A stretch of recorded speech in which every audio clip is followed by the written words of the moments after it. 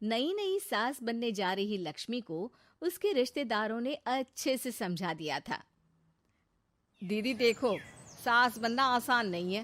कहने को बहू आ जाती है, लेकिन सारे घर में हक ऐसे कर लेगी जैसे तुमने तो इतने साल से घर के लिए कुछ किया ही ना हो।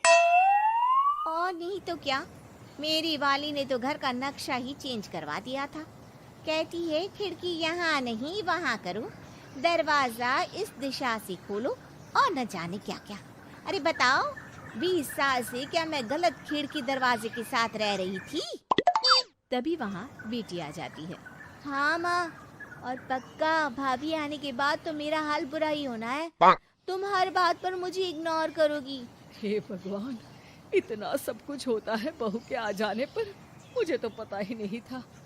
अरे एक हमारा जमाना था। अरे हमारा जमाना तो भूल ही जाओ कि सास के हाथ में कमान होती थी और हम कठपुतली। जीवन भर कठपुतली ही रहना है, पहले सास की और अब बहू की। खैर, मुर्गे की अम्मा कब तक खैर मनाती। हो जाती है बेटी की शादी और घर आ जाती है प्यारी सी पल्लवी। माँ जी चाय लीजिए। सास जो कि पहले से डरी हुई थी, हाँ हाँ लाओ लाओ, लेकिन चाय पीती ही थू, अरे इसमें किरकिरा सा क्या है? चाय में चीनी तो है ही नहीं। माँ जी वो ये बता रहे थे कि आपको शुगर की बीमारी है, तो मैंने चीनी की जगह गुड़ का पाउडर डाला है, वो शुगर के लिए ठीक रहेगा। सास गुस्से से लाल हो जाती है। अरे नहीं नहीं, मैंने जीवन भर चीनी की ही चाय पी है, तो मैं तो चीनी वाली ही चाय पीऊंगी। तुम आई और मैं नियम बदल दूं? ऐसी सास नहीं हूं मैं, समझी? पल्लवी को समझ में नहीं आता कि सास को हो क्या गया है। अरे माँ जी हुआ क्या है, आप तो भड़क गई। तभी वहाँ ननद आ जाती है। तो आप काम ही ऐसा कर रही है ना भाभी? अरे भाई मैंने क्या किया? शुगर के पेशेंट को चीनी नहीं पीनी चाहिए, तो मैंने चाय में चीनी नहीं डाली।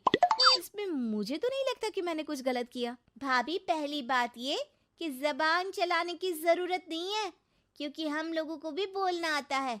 बाकी आपका क्या मतलब है कि हम लोग माँ का ख्याल नहीं रखते हैं? आपको ही सारी साइंस की नॉलेज है। पल्लवी समझ जाती है कि इन लोगों के दिमाग में बहू को लेकर धारणा गलत ही है, इसलिए वो बिना कुछ बोले वहां से चली जाती है। थोड़े दिनों बाद जब पल्लवी ड्राइंग रूम के पर्दे बदल रही थी, पंछी पन्नू उड़ती फिरूं मस्त गगन में, आज मैं आजाद हूँ दुनिया के चमन में। वाह जी वाह, आजाद होना तो अच्छी बात है, लेकिन हम लोग भी गुलाम नहीं है। ये पर्दे किससे पूछकर बदले जा रहे हैं, जरा बताओगी? अरे सासू माँ, जब से आई हूँ सोच रही थी कि पर्दे ठीक नहीं है।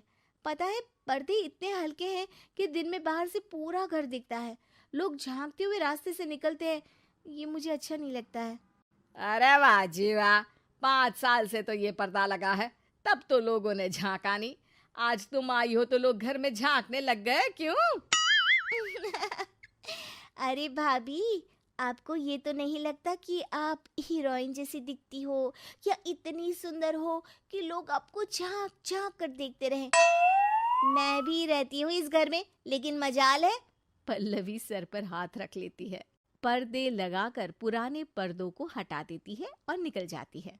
देखा माँ, इसे कहते हैं मनमर्जी। आपने मना किया, फिर भी भाभी ने पर्दे हटा ही दिए। ठीक है बेटा, शुक्र करना पर्दे ही हटाए हैं। अरे कहीं किसी दिन ये हमें ही ना हटा दे। ऐसे कैसे हटा देंगी, हम क्या पर्दे हैं? दिन बीतते हैं और एक दिन सास और ननद वॉक पर निकली होती है कि पड़ोसन, क्या बात है, आजकल तो आप लोगों की कोई खोज खबर ही नहीं है। तरस गए हम लोग तो। अरे नहीं नहीं, बस घर पर ही रहते हैं पहले जैसे।